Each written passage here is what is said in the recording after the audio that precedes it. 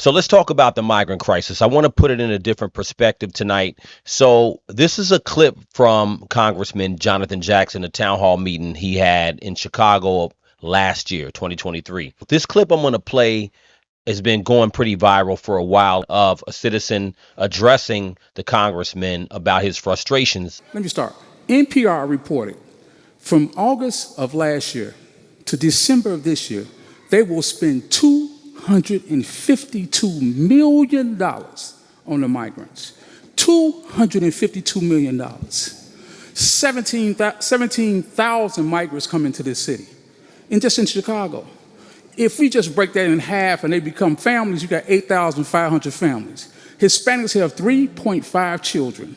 I'm submitting to you, in one generation, just one generation, the black vote will be null. They will have an additional 24,000 people on the voting rolls, along with the Hispanic population already here.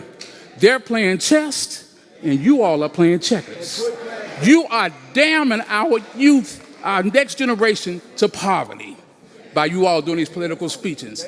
One generation, our youth, our vote will be null in all of these 6 sanctuary cities. Whether the Democrats who have been in power the past 3 years, whether it was done on purpose or gross mismanagement of the border, there will be a whole new voting bloc that will make the black vote not really matter. And it may come down the line where they don't really have to address the black community anymore, because it won't really matter. Your vote won't matter. The numbers, they don't need your numbers anymore. As U.S. citizens, people who live here, been paying taxes, raising your kids here, these things will matter in 10, 15, 20 years. Kamala, who was running for president on the Democratic side, didn't say anything about immigration, about this crisis, right? In the first interview she had, solo interview she just had, she didn't say anything about immigration. So it's very concerning to me on that side. They're not talking about immigration and what they plan to do about immigration. I want to go back to the beginning where the migrant crisis started. Where are the migrants coming from in this wave? The migrants in large part are coming from Venezuela. What's happened in Venezuela? The United States, after the President Hugo Chavez came to power almost 15 years ago, he has since has died. He was a socialist and was doing a lot of economic reforms. There was a backlash against his government by the United States. So we started doing an embargo, blocking his oil sales. Then from there, we started the sanctions under the Trump administration.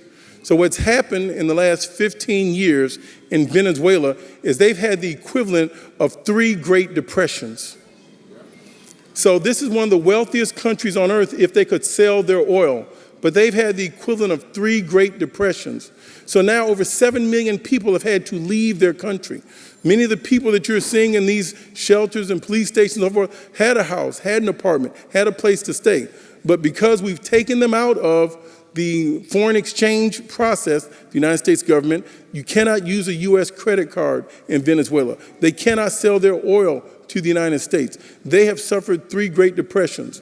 And because we're the only country in the region and in the world that has a problem with Venezuela, they want to leave. And in turn, the bordering countries end up welcoming them and transporting them to the next city, all the way to the Mexican border. United States, we put embargoes on certain countries we don't like, and we will cripple their economy. So it's good to put some context to it and understand that these Venezuelans aren't just coming out of nowhere, and they have a crisis somewhat created by us in the U.S. The impact on the city of Chicago and our region specifically has created more social unrest.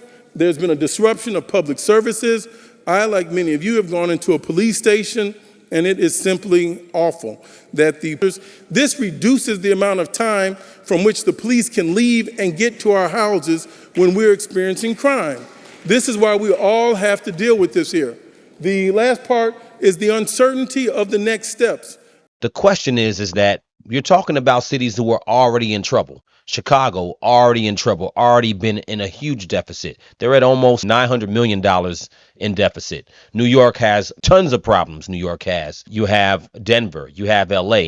So the point is that black communities in particular, where the resources are tight. A lot of our schools are failing. So when you take already struggling communities and now you're dumping more people in there, the problem is it's unfortunate because, again, I'm not knocking the migrants.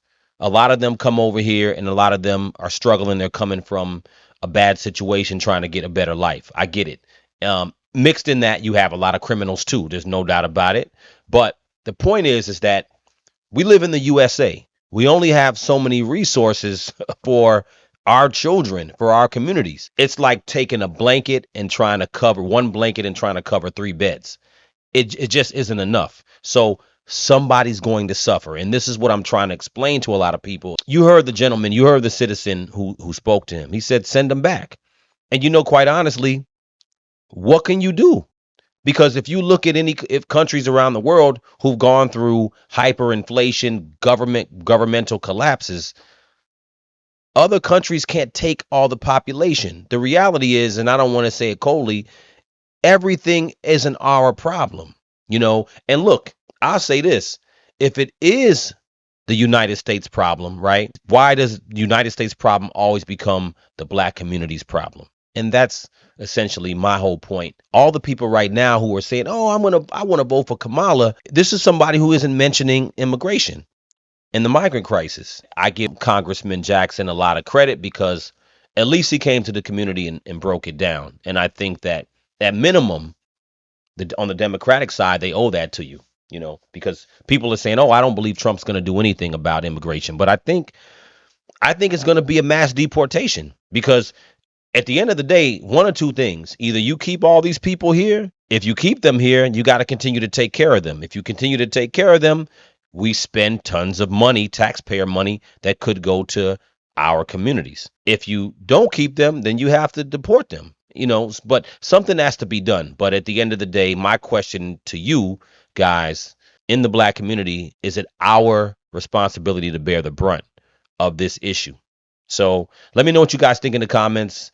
Again, Crucial Convo, hit the subscribe button, hit the like for the algorithm, of course, and talk to you in a second.